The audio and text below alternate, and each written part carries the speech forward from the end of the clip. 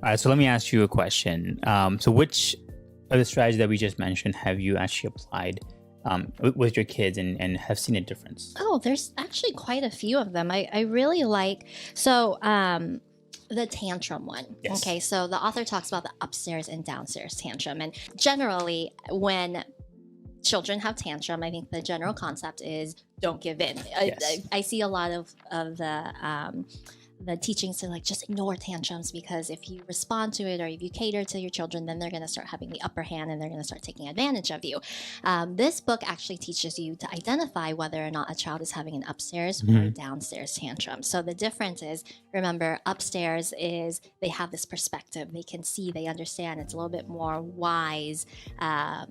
They know what they're doing. So the idea is, if they're having a tantrum and you say like, hey, if you don't stop, then I'm going to take away your iPad. Right? Then they're like, all right, fine. Yeah. They know what they're doing. They're pushing your buttons. They know. Exactly. They're pushing your buttons. Now, on the flip side, if a child is having a downstairs tantrum, that means they're just flipped out, raging, uncontrolled body, just they're on the ground throwing a fit.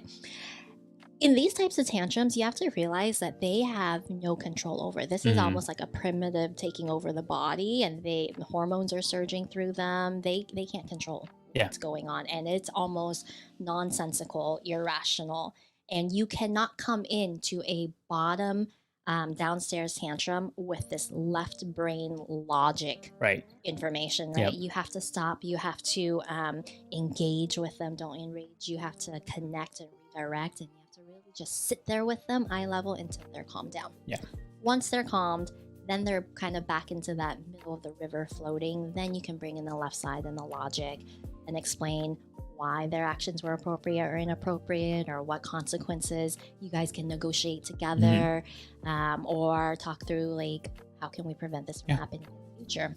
You know, what I noticed with my daughter is a lot of the earlier tantrums she had when she was younger was definitely downstairs, right? Where she's just so upset about something, and I just need to, I need to be present, and as well as my wife, like, we just need to be present to help her and calm her down. And I know in the past, I definitely would have been like, I'm like, oh, just stop. You know, I'm going to take away the iPad. And it would just make her even more upset, which is engage and don't enrage. And what I've noticed is that as she's gotten older, a lot of it now is upstairs tantrum. She wants to know, like, where am I gonna, where would I eventually give in if she's able to like cry or is showing kind of emotional, outbursts. Am I gonna just give in and let her do what she wants? But if I actually stand my ground, and I'm glad that the book actually says it, if it's upstairs tantrum, you stand your ground. You say, no, that is not acceptable behavior, and that's going to be a no for me. And that is a-okay, which I'm glad the book says, because a lot of the other parenting books, they'll just say, oh no, like don't trigger your kids like that. Like, no, they say you definitely need to discipline when needed. The other one is for me, that storytelling one. I really like that one. I've been doing that a lot with George, because what I realize that I do, it's just innate, I'm sure you agree with this, Tapas, is I like to control the narrative. I like to tell people what to do. I like to just like say things. And so I realized I put a lot of words into my kids' mouths, right? So I'm like, oh, this is what happened, and oh, you must feel this way, and oh, I can understand why you're, whatever. But now I just shut up and I just say, okay, tell me what happened. Tell me what you're feeling, instead of projecting what I think into the situation. And a lot of times I've done it because I want to project more of that stronger, happy side, so that he doesn't feel scared. But I'm taking that away from him when I do that. So more of now just asking questions. Yeah, and I think it helps a lot with kids' development when they're able to narrate their experiences. And one of the other books that I'm listening to right now is the Happiness Hypothesis, and one of the chapters in there is around humans themselves have memories, and their memories are based on what they react and how they reacted to a specific memory.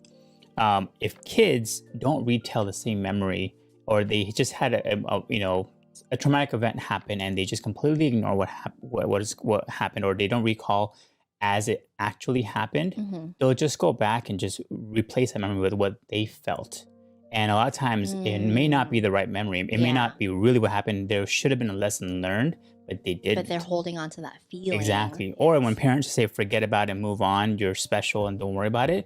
And again, that would be the memory. Well, I had no learning because I was told that's okay. It's not my fault. Yeah. You want them to be able to relive that memory and explain it, and then they may find out they were not in the wrong, or they may find out that was a wrong thing for me to do. So I'm also realizing as I'm asking more questions with George is that it's actually an underlining issue that he's thinking about. So he could be complaining or being upset about say, not doing homework, but there's actually something else under that that's making him upset and has nothing to do with homework. Right. And I wouldn't have gotten that if I had just, focused on the homework and I was the one telling the narrative of the story, not letting him talk. So, and I think the hard part realizing through all of this is that it takes time to have these types of conversations. It takes time, it takes patience.